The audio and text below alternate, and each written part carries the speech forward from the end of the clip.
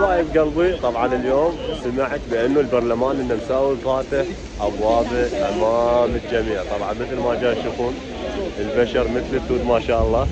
فحبيت اليوم اجي واراويكم البرلمان من الداخل. طبعا هل نروح وندخل طبعا مطر بس علشانكم كل شيء ممكن. يلا حبايب مشاركة. طبعا حبايب هاي بالانتظار هات الجو الشمسيات وين العالم. طبعا بالدخول ممنوع ندخل التليفونات بيدنا، لازم نحطهم بالقنصله والقنصله نسلمها لهم. ولا يا جماعه راح نطوب ما ظل شيء. طبعا لازم نعبر هذه الاجهزه مثل ما تعرفون، لازم نسلم قماصنا وتليفوناتنا.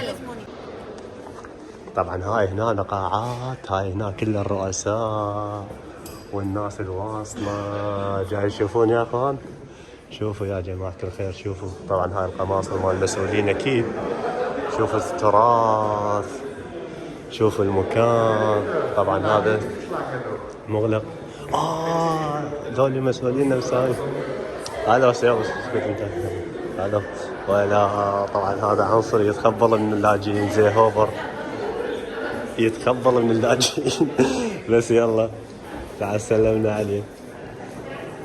طبعا ما هذا فد واحد ما يحب اللاجئين الخير شر ولا الشرقوا. طبعا هاي المسؤولين هنا الناس واقفه ما شاء الله يا جماعه الخير. ما اعرف شو اقول لكم، شعور طبعا جدا جميل واحنا جاي نتمشى بداخل البرلمان.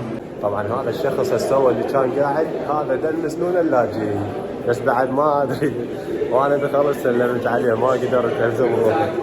بس البرلمان كبير. طبعا هاي يقول لك احسن روحوا لكم طقوا لكم فره، روحوا افتروا فوق حدر احسن ما تنتظرون 20 دقيقه. بس ما اعرف شكو هنا روندا ناتشوناليس. ولك هاي انا وين ولك وين يا بن. هاي شنو هاي يا اخوان؟ صراحه روعه بعرضي. شوف العالم اكبر والله انا ما مصدق. والله بالله ما مصدق بعرضي. هاي شنو هاي شكو هنا أنا جو. انا القنصله زعجتني.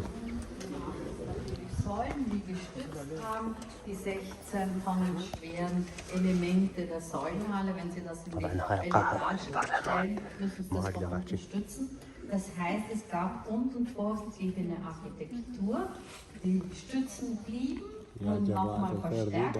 Und alles andere, was in den Jahrzehnten entstanden ist an Zwischenmauern, Lagerflächen und so weiter, wurde rausgenommen. Und es ist طبعا هاي جاي تشرح على القاعة مال البرلمان وهذه أشكال صور الرؤساء والأشخاص اللي مسموح لهم هنا يقعدون.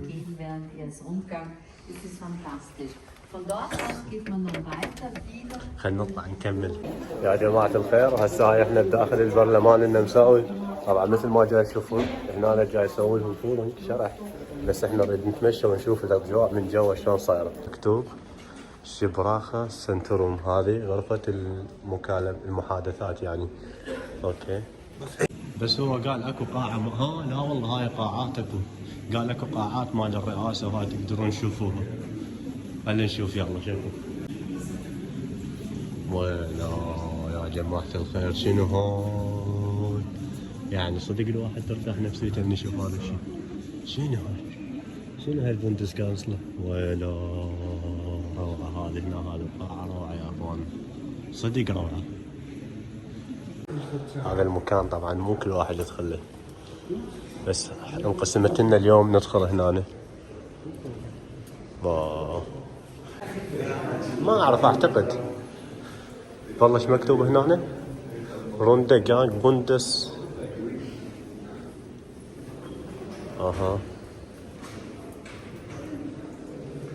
لا شوف عمي، شوف الترتيب، شوف الشغل الحلو والنظيف.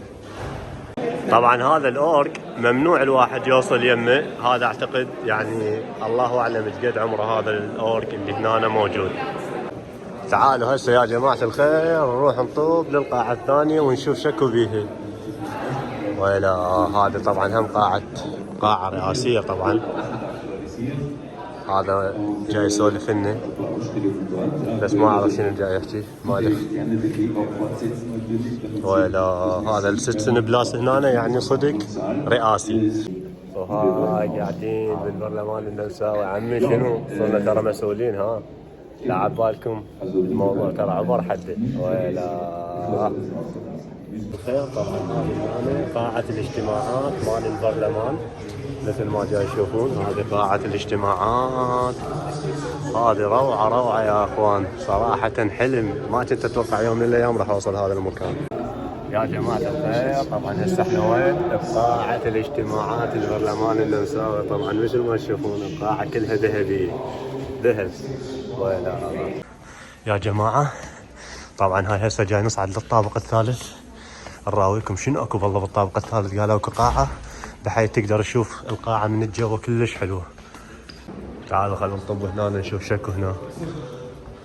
طبعا كل المكانات مغلقة يعني ممنوع واحد يقعد على كرسي لو يلزم لميز لو فد شي.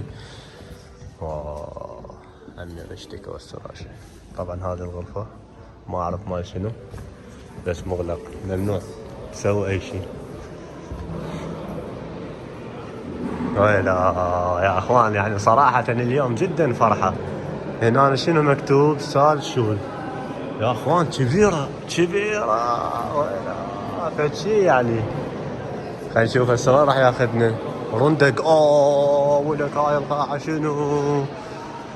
ولك هاي برود وين طاب اليوم؟ ولك يعني صراحة صحيح تعب الجو المطر بس الحمد لله هذا التعب ما راح ببلاش. شوفوا لي هذه الصالة يعني تعب ما راح ببلاش. فانزن هاي هنا طبعا الاحزاب كل حزب واقف يعني فد اشخاص يسوون اعلانات لاحزابهم. احنا نصورهم ونتصور. تعالوا خلينا نطب هاي القاعة شنو والله. هاي القاعة هاي مغلوقة ما نقدر نطب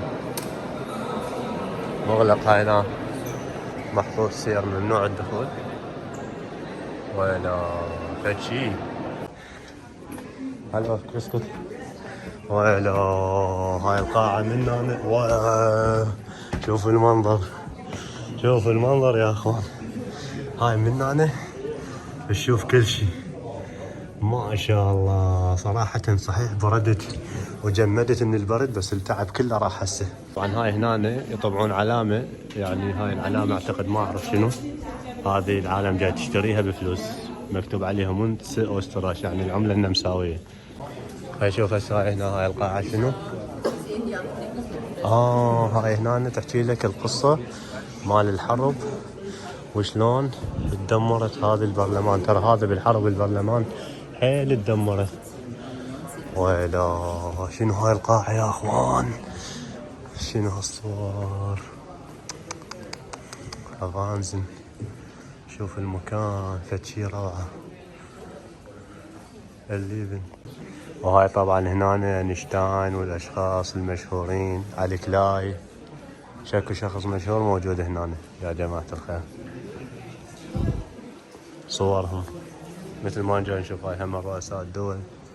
وهاي القاعة اللي ما نعرف شنو موضوعها كثير حلوة بس انا عجبتني هاي الصورة حيل عجبتني روعة هاي الصورة. شنو هذا الجسر الحلو. وهاي المكتب اعتقد هاي المكتبة مالتهم. يجون هنا يقرون كتب مثل ما جاي يشوفون انواع الكتب بس هاي طبعا كتب كلها قديمة يعني مو كل كتاب كل شي كان. حلو والله. 5 Jahre später stattgefundene Attentat Sophie Adler. يا جماعة شوفوا هاي بس بالافلام انا شايف الببليتك هاي يا اخوان. شوفوا شنو المكان هذا. حبايب قلبي حبايب قلبي. طبعا احنا وين هسه باكبر ببليتك بالبرلمان النمساوي. شوفوها صراحة انا شايفها بس بالافلام. فاذا انتهت حلقتنا هنا لا تنسون اللايك والاشتراك ليصلكم كل جديد. وهذا البرلمان النمساوي والمكتبة مالتهم العملاقة. طبعا هاي الكتب كلها مثل ما نشوف كتب قديمة، يعني مو كل كتاب كل شيء كان. ان شاء الله يا رب استمتعتوا. طبعا هاي هنا بالبرلمان شفنا هذا الكتاب اللي مكتوب عليه، وين راح اختفى والله، خرب الحرب. طبعا هذا الكتاب اللي مكتوب السول بوليتيك، يعني شغلة اللاجئين السياسيين. وهاي هنا طبعا جاي يوزعون لنا هدايا، جاي يوزعون للعالم، ما اعرف شنو، خلينا نشوف. طبعا هذه الزيارة ما راحت ببلاش حبايب قلبي. خلينا ناخذ لنا هدية. دانكشن فيلن دانك. وهاي حصلنا لنا هدية من البرلمان النمساوي. وهذا الاوز جانج الخروج حبايب قلبي. طبعا اكو بعض قاعات بس ما اعتقد يخلونا نزورها، باعوا مغلقة المكان هذا. وهاي حبايب قلبي طبعا هسه شنو الاوز جانج الخروج. غطينا لكم البرلمان النمساوي، وان شاء الله يا رب عجبتكم الحلقة.